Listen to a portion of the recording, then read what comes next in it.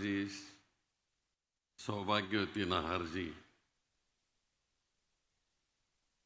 व्यासपीठावर बसलेले सर्व प्रमुख नेतेगण आणि विशेषतः काश्मीरवरून आलेले सगळे नेते आणि आपण उपस्थित बंधू आणि भगिनींनो, मी तर नेहमीच बोलतो, पण आज संजय नहार यांच्या संस्थेचा 30वा वाढदिवस, 3 दशकं झाली आणि हे 30 वर्ष कसे निघून गेले हेच कळलं नाही. 84 पासून इंदिरा गांधींची हत्या झाली, त्याच्यानंतर देशामध्ये आणि विशेषतः पंजाबमध्ये जी परिस्थिती उद्भवली त्यात कोणी जात नव्हतं,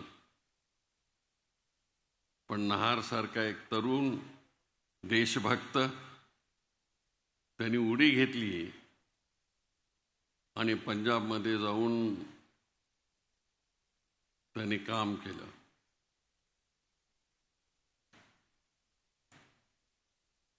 काश्मीरमध्ये जाणं कठीण आहे, पण कारगिल, द्रास ह्या सगळ्या क्षेत्रामध्ये ते गेले आणि धडाडीनं काम केलं आणि त्या दुःखी जीवांना महाराष्ट्र तुमच्या बरोबर आहे अशा प्रकारचा संदेश त्यांनी दिला.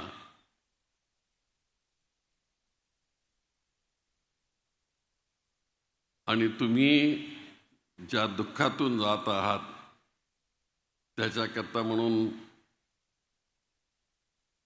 आम्ही तुमचे भाऊ बहीण म्हणून काम करू आणि ती सगळी मुलं इथं आणली त्यांनी आणि हा केवढा मोठा यज्ञ त्यांनी पेटवला समाजसेवेचा, त्याला इतिहासात तोड नाही. संजयजी, तुम्ही ज्या तऱ्हेनं हे काम केलं, कठीण परिस्थितीत केलं, जीवाची पर्वा न करता तुम्ही केलं.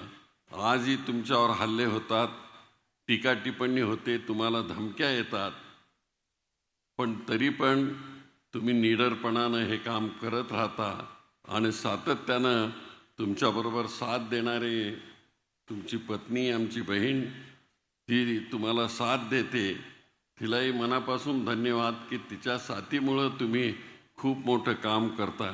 आपल्या स्वतःचं सुख दुःख हे सगळं विसरून तुम्ही समाजसेवेचं हे वृत्त घेतलेलं आहे, ते तुम्ही सातत्यानं पाळत राहा.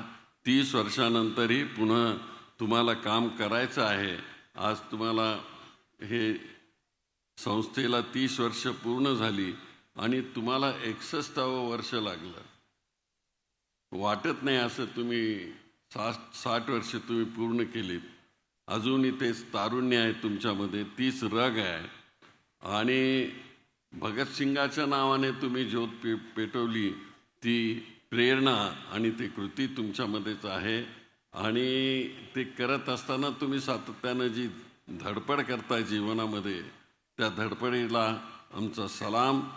परमेश्वराने तुम्हाला उदंड आयुष्य देवो अशाच प्रकारची प्रार्थना करतो आणि मी रजा घेतो. जय हिंद, जय महाराष्ट्र.